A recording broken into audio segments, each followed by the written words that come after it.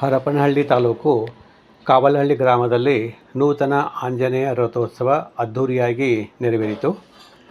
ತಾಲೂಕಿನ ಕಾವಲಹಳ್ಳಿ ಗ್ರಾಮದಲ್ಲಿ ದಿನಾಂಕ 20/4/2024 ಶನಿವಾರ ರಾತ್ರಿ 9 ಗಂಟೆಗೆ ನೂತನ ಆಂಜನೇಯ ರಥೋತ್ಸವ ಸಂಭ್ರಮ ಸಡಗರದಿಂದ ಅದ್ಧೂರಿಯಾಗಿ ನೆರವೇರಿತು.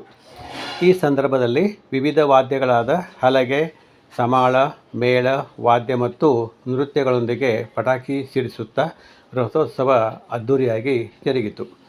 ಭಕ್ತರು ಬೆಳಗ್ಗೆಯಿಂದಲೇ ಆಂಜನೇಯ ದೇವಸ್ಥಾನಕ್ಕೆ ತೆರಳಿ ಹೂವು, ಹಣ್ಣು, ಕಾಯಿ, ಹೋಳಿಗೆಯನ್ನು ಸಮರ್ಪಿಸಿದರು.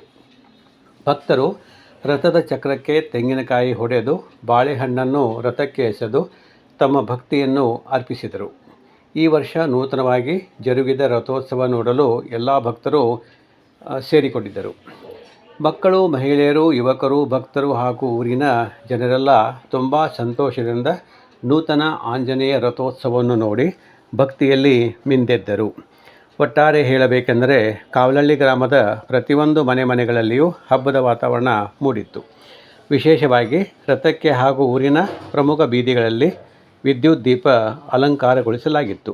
ಈ ಸಂದರ್ಭದಲ್ಲಿ ಊರಿನ ಮುಖಂಡರಾದ ಭರಮಪ್ಪ, ಕೆ. ಶೇಖರಪ್ಪ, ಕಾಮಪ್ಪ, ನಿವೃತ್ತ ನ್ಯಾಯಾಧೀಶ Vamadevappa, K. Gurubasappa, Mohanandappa, Somashekharappa, K. Umapathi, K. Janardhan, S. Shivanna, K. V. Shivakumar, K. Jagadeeshappa ಗ್ರಾಮಸ್ಥರು, ಭಕ್ತಾದಿಗಳು ಹಾಗೂ ಸಾರ್ವಜನಿಕರು ಹಾಜರಿದ್ದರು. ಈ ನಮ್ಮ ಚಾನಲನ್ನು ಲೈಕ್ ಮಾಡಿ ಮತ್ತು ಸಬ್ಸ್ಕ್ರೈಬ್ ಮಾಡಿರಿ. ಧನ್ಯವಾದಗಳು.